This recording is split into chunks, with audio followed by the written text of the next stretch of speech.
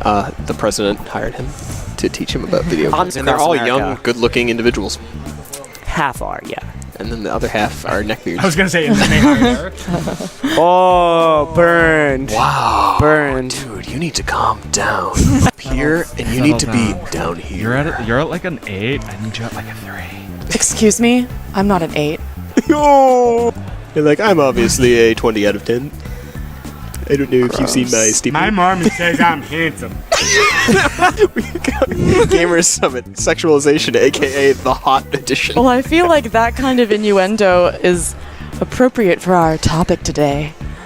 This is Ira Glass, and you've been listening to hypersexualized video It's game so characters. funny. It's always so funny when you see people, commenting on the internet, wherever, Amber, Reddit, wherever, they'll be like, oh yeah, 8 out of 10, I would. And I'm like, sure. It's such a shame because she really wants to do you, Those are the It's best. such a shame. Those are the best. 2 out of 10 would not bang. I like video games. You may find my gamer tag. Okay, we're gonna stop now. We're gonna start doing the show. 4, 3, 4. Hello, gamers, and welcome to Gamer Summit presented by GAU Studios. I am D3, with you as always, and today we have our guest. Just my name? Just your name or your gamer tag, whatever you want to Gamer present. tag, Scraps. We've got Scraps. We also have... I am Rickety Beans. You know me as the editor-in-chief at GAUstudios.com. And... I'm Rob the Jackal McCormick. So, we've got the Jackal, we've got Rickety Beans, we got Scraps. Just everyone And has like a D3. headline. Oh, yeah. Everyone's got like a slogan. I'm just little pieces. You'll get there. You're kid, Scraps. Someday. Take you to the scrapyard. She's scrappy. And speaking of scraps, what we're going to talk about today is a very important topic that's been going around for a while now. I mean, we covered it a while ago, back when it was like a big deal. What was the name of the woman? Anita Sarkeesian. Anita Sarkeesian, when she first did her study into this. And this is the issue of basically body image in video games and what we've come to expect, what we've seen, who's doing it right, who's doing it wrong, who's just plain crazy out on the moon, Who's doing it? and who's doing it. No one. Now, I mean, I realize there's some unrealistic expectations out there for both genders. Well, I just think it's unfair for men to see, people like Mundo and just know they'll never be that purple.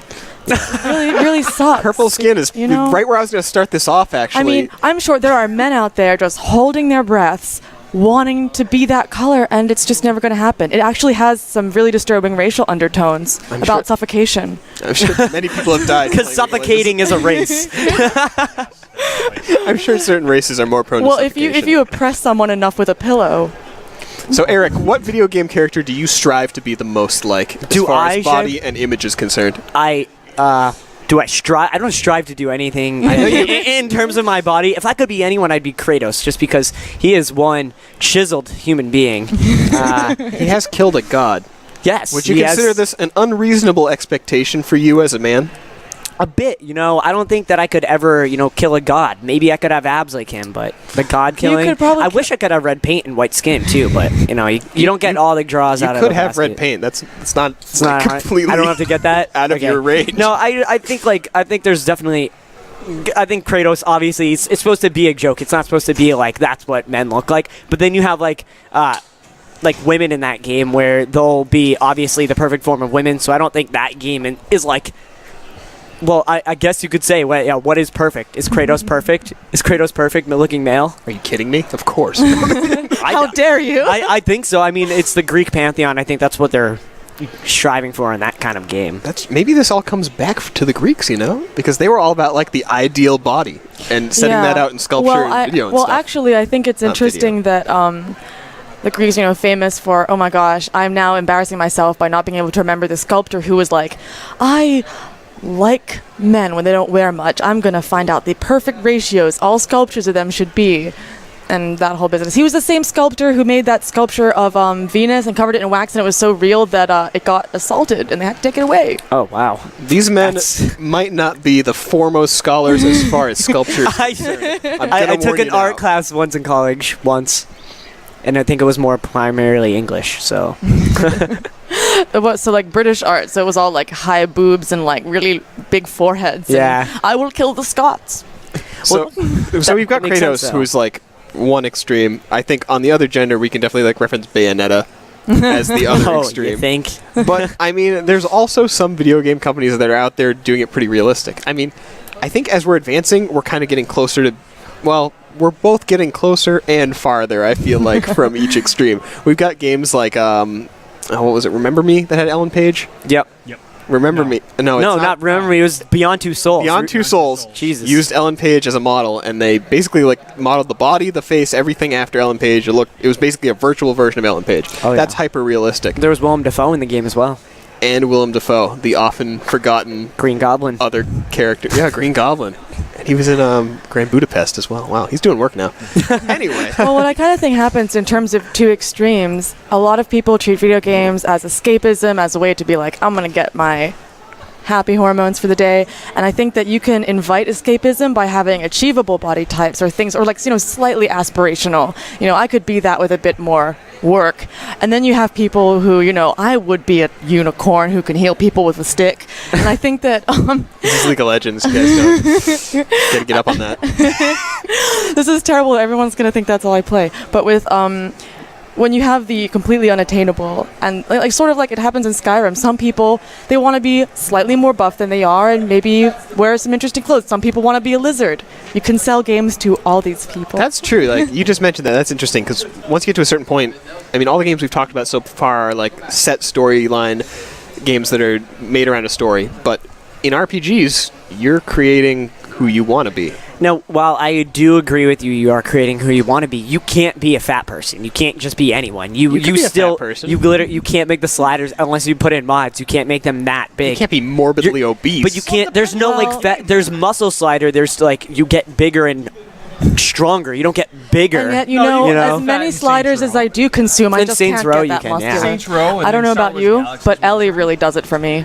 Oh, yeah. Ellie. And she was sued by Ellen Page for being too close to her likeness. I think that's a good point. I mean, Joel is definitely a good-looking fellow in that game, but they're both very realistic-looking people. Like, if you were to be in that time period, I'd put another, like, infamous, Delson Rowe is somebody who is a lot like, they're skinny and they're a punk rocker and they don't look like the idealized image of a male. Even something like Watch Dogs, where... I liked him in Infamous. Yeah, he was really cool. He was a good-looking guy. Even like in Watch Dogs, you're not this perfect, crazy male specimen. He's kind of just like the average guy. So it balances for every game. There is this highly idealized sexual fantasy of some sex. There's always that game where you're just normal.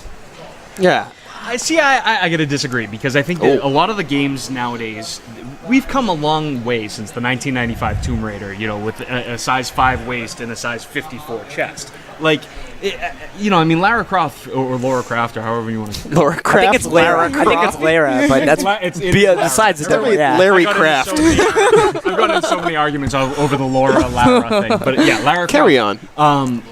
She was just so. Lollipop-like. Yeah, she was way overdone, when the original Tomb Raiders came out, and then obviously with the redo last year, the HD one, she's supremely overdone. I don't know that she really is overdone. I mean, she wasn't as top heavy as she was in the original. She wasn't as top heavy, but her bottom was nice and round. She was bottom heavy. She was very. She but was it was still realistic. It's realistic in the sense that pretty girl was on this island, but like everybody in that game is pretty except for the big fat Hawaiian guy, and they make it a joke that he's big fat and Hawaiian. Like Lara Croft is still, she's damn sexy in the game, and like, do you really think this damn sexy girl is gonna go around murdering people like it's nothing? Well, I wouldn't go narrative dissonance. I wouldn't discriminate against damn sexy people, because I'm sure they can be as evil as anyone else. Or raid as many tombs. All 6 in the game. At the same time, though, I think there's a presumption with very hyperbolic women or men that male or female gamers would be like, I will play this because I want to look at that forever. Where really, I think that it can just be a bit of fun and a bit of indulgence. I mean, I'm playing Borderlands. My friend was playing Zero, and the whole time I'm like, Zero is just so hot, because I have a thing for skinny, violent people. And with 4 fingers. Without a face. Yes. 4 fingers is key. Every time, get up so we can kill more stuff. I'm like, yes, I will. Let's do that. You're saying you want to play as Zero because you'll have... No, you don't get to see him, though. It's I first played person. as Maya so I could watch him. You were just like a follow cam for Zero. And that's like the age-old debate with online RPGs. It's like, dude, why do you play as a chick all the time? And it's like, well, Do I want to be looking at a dude for like the 600 rather be hours I had watching poured into that this than- game? yeah. But like, are you necessarily turned on by a digital image of someone of the other sex or I someone that you're cannot interested confirm in? personally, but I have definitely heard that night elves and the I just dance have this stupid animation. look on my face because the only comment that I have is, you know what? There's a fetish for everything. I'm sure there's You something haven't that it seen does. the sure video there of is. the kid catching his brother wanking to the night elf dance animation? No way. Yep. There's That's plenty. that's as old as the internet. There's plenty of GTA videos where like the kid is in a strip club online and you can hear everything they're saying and they're like, "Oh yeah, dance for me." It's like that is a digital woman. Like they cannot hear you. I mean, we had Duke Nukem before with like you could pay the strippers and they'd turn into pigs and just show stuff. Ooh. And then you have this in GTA now, and it's like It's young kids crazy. are doing this. Do you think this you is can something pay that, for 3 separate things from a prostitute in GTA now, and they have a specific animation. Do you think this is something that that should be encouraged or is necessary to the gaming process? I think that sexuality is as varied and complex as escapism itself, and I think that likewise sexuality and escapism will accommodate one another and form something that if it's not art, at least it's entertainment, and what's the difference really? Okay, then, playing off of that, what age group do you think should have access to this kind of content? I don't know, man, because that brings up the whole idea of like sexuality in terms of age, and I think that is a much larger thing than even Lara Croft's boobs. So you're in favor of unregulated, just let parents figure it out? I wouldn't say unregulated. I find some of that kind of activity somewhat distasteful, but I worry about it promoting sexual violence was or gonna like say- normalizing that kind of behavior. At the same time, I'm not sure if you knew this, but areas that have more access to sort of sex entertainment, be it pornography or what have you, have a lower rate of sexual violence and crime because such people with those inclinations can take it out elsewhere and not on real people. GTA is saving the world from sexual violence. You heard it here first. Look at that. Gross. Uh, I think I'm way more confused though than when we started.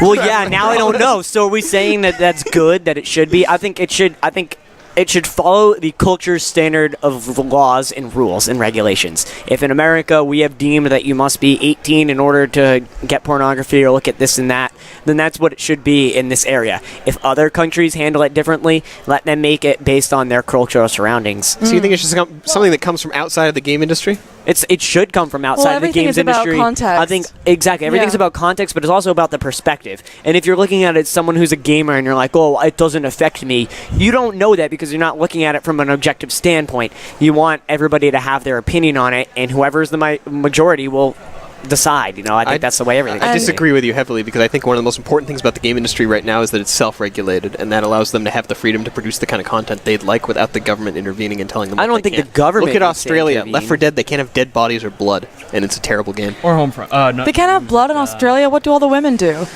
They hunt Just kinda wombats. leave? What's the game? Was it Condemned? Condemned 2? Yes. Oh, It's yeah. actually banned. It's a felony like offense to own a copy of it. And it's a pretty tame game. You know, You know, punching hobos in the face at first Who person. doesn't? as far as the regulation, I mean, we have ESRB, and in Australia you have Peggy 18 or something Yeah. like that. And I mean, there are certain rating systems in play so that people or minors or young adults don't get their hands on that kind of content. But the other thing to it is, there's always going to be that parent that doesn't really care, and they're going to buy it for their kid anyway because they're going to be ignorant to the whole what content is in there, whether it's violence or sexuality or whatever. I mean, yeah. I mean, that's true. There's problems facing minors, whatever you do. I mean, there's all kinds of problems. Well, This is so different than how we started, huh? yeah, now that we've gone through that whole journey, TLDR, you should look like Kratos, and it's a problem if you don't. That's all the time we have for Gamer Summit this week. Please check us out on GAUstudios.com and the YouTube channel, GAU Studios. Game on.